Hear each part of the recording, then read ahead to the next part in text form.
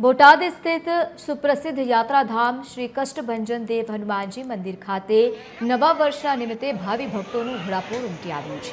देश विदेश અને રાજ્યભરમાંથી હજારો શ્રદ્ધાળુઓ અહીં દર્શનાર્થે આવી રહ્યા છે।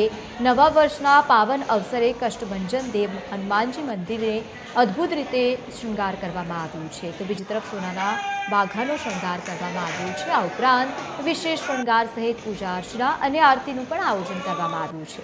મંદિરના કોઠારી વિવેક સાગરદાસજી સ્વામીએ ભાવિકોને નવા વર્ષના આશીર્વાદ પણ આપ્યા છે, તો બીજી તરફ શ્રદ્ધાળુઓએ કષ્ટભંજન દેવના દર્શન કરીને પોતાના નવા વર્ષનો પ્રારંભ કર્યો અને ધન્યતા અનુભવી।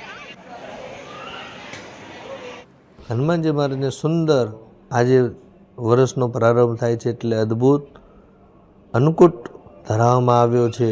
એ દર્શનાર્થીઓ હજારો ને લાખો શ્રદ્ધાળુઓ દર્શન કરી પોતાની પ્રાર્થનાઓ મૂકી રહ્યા છે અને દરેકના જીવનમાંથી આદિ વ્યાધિની ઉપાધિ કષ્ટ દાદા હરી લે અને સુખ સમૃદ્ધિ એના જીવનમાં ખૂબ વધે એવી અમે પ્રાર્થના કરીએ છીએ। હે હનુમાન દાદા, અમારા સમગ્ર દેશવાસીઓને અને એમાંય તમારા ભક્તોને ખૂબ સુખી સંપન્ન સમૃદ્ધ રાખજો અને બધાને સ્વસ્થ રાખજો, મસ્ત રાખજો અને બધાનું જીવન જબરજસ્ત રાખજો એવી દાદાના ચરણોમાં નવા વર્ષના નવલા પ્રભાતે અમે પ્રાર્થના કરીએ છીએ। અમને તો હનુમાનજી મહારાજે ઘણું આપ્યું જ છે અને આપતા જ રહે છે, પણ અમે દર વર્ષે હનુમાનજી મહારાજના દર્શન કરીને એવું મનથી સંકલ્પ કરીએ કે અહીંથી બેટરી ચાર્જ કરીને આગળ ચાલવાનું છે, એટલે આખું વર્ષ હનુમાનજી મહારાજ અમારી બેટરી ખૂટવા જ ન દે। સાળંગપુર ધામ ખાતે આજે નવા વર્ષને લઈ ભક્તોની ભીડ જામી છે, ત્યારે જે પ્રમાણે આપ જોઈ રહ્યા છો આ સાળંગપુર ધામ ખાતે આજે નવા વર્ષને લઈ ખૂબ જ મોટી સંખ્યામાં ભાવિક ભક્તો દર્શન કરવા માટે ઉમટી પડ્યા છે। તો કહી શકાય કે દેશ વિદેશથી પણ ખૂબ જ મોટી સંખ્યામાં લોકો અહીંયા દર્શન કરવા ઉમટ્યા છે। ત્યારે ખાસ કરીને વાત કરીએ જો મંદિરની વાત કરવામાં આવે તો આજે 56 ભોગનો અન્નકૂટ પણ ધરાવવામાં આવ્યો છે। ત્યારે આપણી સાથે કંઈક શ્રદ્ધાળુ છે, આપણે એ સીધા એમની સાથે વાત કરીશું।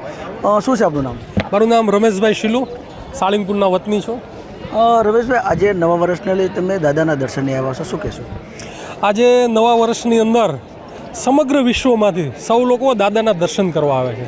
દાદાના દર્શન કરવાથી એક નવી ઉર્જા, નવા વર્ષની અંદર જે નવા કામો કરવાના છે એક પ્રકાશ મળે છે, એક શરીરની અંદર ઉર્જા મળે છે અને સમગ્ર વર્ષ દરમિયાન સારા કામો કરી શકીએ, સારું આપણું જીવન જાય એની માટે મેં દાદાને પ્રાર્થના કરી છે। અને દરેક લોકો આખા વિશ્વમાંથી અને ભારતમાંથી હજારો લોકો, લાખો લોકો અહીંયા દર્શન કરવા આવે છે અને દાદાના દર્શન કરી અને દાદાના આશીર્વાદ મેળવે છે। એની પાછળનું એક જ કારણ છે કે જ્યાં આપણે વિચારો, જ્યાં આપણી સમજણો પૂરી થઈ જાય ત્યાંથી દાદાની શક્તિ ચાલુ થાય છે અને દાદા એવા ઉર્જામય છે, એવા શક્તિમય છે, એવા દિવ્ય છે કે એમના દર્શન કરવાથી આપણને ખૂબ જ અહીંયાથી પ્રેરણા મળે છે, નવું સારું કામ કરવાની પ્રેરણા મળે છે અને ખૂબ ઉર્જા સાથે સમગ્ર વિશ્વની અંદર ને સમગ્ર દેશની અંદર અને આપણે સારા કામ કરી શકીએ છીએ એવી દાદા આપણને શક્તિ આપે છે।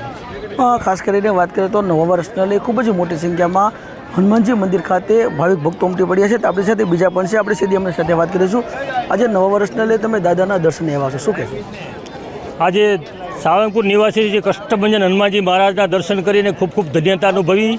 આજના આ નૂતન વર્ષ નિમિત્તે સમગ્ર વિશ્વમાં શાંતિ, સુખ અને સમૃદ્ધિ પ્રસરે તેવી શ્રી કષ્ટભંજન હનુમાનજી દાદાના ચરણોમાં પ્રાર્થના કરીએ છીએ।